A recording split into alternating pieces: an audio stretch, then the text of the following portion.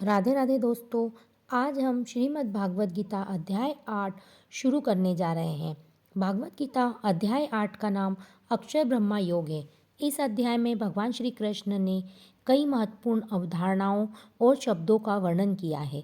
इसमें मृत्यु के बाद आत्मा का क्या होता है, इसके बारे में बताया गया है। अध्याय 8 भगवत प्राप्ति। अर्जुन ने कहा, हे भगवान, हे पुरुषोत्तम, ब्रह्म क्या है, आत्मा क्या है, सकाम कर्म क्या है, यह भौतिक जगत क्या है तथा देवता क्या है? कृपा करके यह सब मुझे बताइए। हे मधुसूदन, यज्ञ का स्वामी कौन है और वह शरीर में कैसे रहता है, और मृत्यु के समय भक्ति में लगे रहने वाले आपको कैसे जान पाते हैं?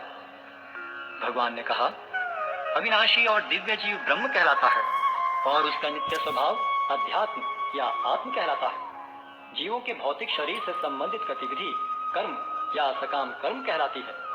हे देहधारियों में श्रेष्ठ, निरंतर परिवर्तनशील यह भौतिक प्रकृति अधिभूत कहलाती है। भगवान का विराट रूप, जिसमें सूर्य तथा चंद्र जैसे समस्त देवता सम्मिलित हैं, अधिदैव कहलाता है तथा प्रत्येक देहधारी के हृदय में परमात्मा स्वरूप स्थित मैं परमेश्वर अधियज्ञ कहलाता है। और जीवन के अंत में जो केवल मेरा स्मरण करते हुए शरीर का त्याग करता है, वह तुरंत मेरे स्वभाव को प्राप्त करता है।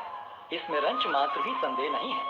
हे कुंती पुत्र, शरीर त्याग के समय मनुष्य जिस जिस भाव का स्मरण करता है, वह उस भाव को निश्चित रूप से प्राप्त होता है। अतएव हे अर्जुन, तुम्हें सदैव कृष्ण रूप में मेरा चिंतन करना चाहिए और साथ ही युद्ध करने के कर्तव्य को भी पूरा करना चाहिए। अपने कर्मों को मुझे समर्पित करके तथा अपने मन एवं बुद्धि को मुझ में स्थिर करके तुम निश्चित रूप से मुझे प्राप्त कर सकोगे। हे पार्थ, जो व्यक्ति मेरा स्मरण करने में अपना मन निरंतर लगाए रखकर अविचलित भाव से भगवान के रूप में मेरा ध्यान करता है, वह मुझको अवश्य ही प्राप्त होता है। मनुष्य को चाहिए कि परम पुरुष का ध्यान सर्वज्ञ, पुरातन, नियंता, लघुतम से भी लघुतर, प्रत्येक का पालन करता, समस्त भौतिक बुद्धि से परे, अचिंत्य तथा नित्य पुरुष के रूप में करे। वे सूर्य की भांति तेजवान हैं और इस भौतिक प्रकृति से परे दिव्य रूप हैं। मृत्यु के समय जो व्यक्ति अपने प्राण को भवों के मध्य स्थिर कर लेता है और योग शक्ति के द्वारा अविचलित मन से पूर्ण भक्ति के साथ परमेश्वर के स्मरण में अपने को लगाता है, वह निश्चित रूप से भगवान को प्राप्त होता है। जो वेदों के ज्ञाता हैं, जो ओंकार का उच्चारण करते हैं और जो संन्यास आश्रम के बड़े बड़े मुनि हैं, वे ब्रह्म में प्रवेश करते हैं। ऐसे सिद्धि की इच्छा करने वाले ब्रह्मचर्य व्रत का अभ्यास करते हैं। अब मैं तुम्हें वह विधि बताऊंगा जिससे कोई भी व्यक्ति मुक्ति लाभ कर सकता है। इस योगाभ्यास में स्थित होकर तथा अक्षरों के परम संयोग यानी ओंकार का उच्चारण करते हुए यदि कोई भगवान का चिंतन करता है और अपने शरीर का त्याग करता है, तो वह निश्चित रूप से आध्यात्मिक लोकों को जाता है। हे अर्जुन, जो अनन्य भाव से निरंतर मेरा स्मरण करता है, उसके लिए मैं सुलभ हूँ, क्योंकि वह मेरी भक्ति में प्रवृत्त रहता है। मुझे प्राप्त करके महापुरुष, जो भक्ति योगी हैं, कभी भी दुखों से पूर्ण इस अनित्य जगत में नहीं लौटते, क्योंकि उन्हें परम सिद्धि प्राप्त हो चुकी होती है। इस जगत में सर्वोच्च लोक से लेकर निम्नतर सारे लोग दुखों के घर हैं, जहाँ जन्म तथा मरण का चक्कर लगा रहता है। किंतु हे कुंती पुत्र, जो मेरे धाम को प्राप्त कर लेता है, वह फिर कभी जन्म नहीं लेता। मानवीय गणना के अनुसार 1000 युग मिलकर ब्रह्मा का एक दिन बनता है और इतनी ही बड़ी ब्रह्मा की रात्रि भी होती है। ब्रह्मा के दिन के शुभारंभ में सारे जीव अव्यक्त अवस्था से व्यक्त होते हैं और फिर जब रात्रि आती है तो वे पुनः अव्यक्त में विलीन हो जाते हैं।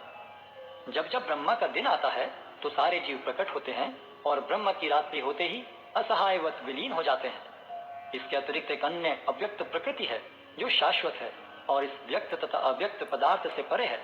यह परा और कभी नाश न होने वाली है। जब इस संसार का सब कुछ लय हो जाता है तब भी उसका नाश नहीं होता।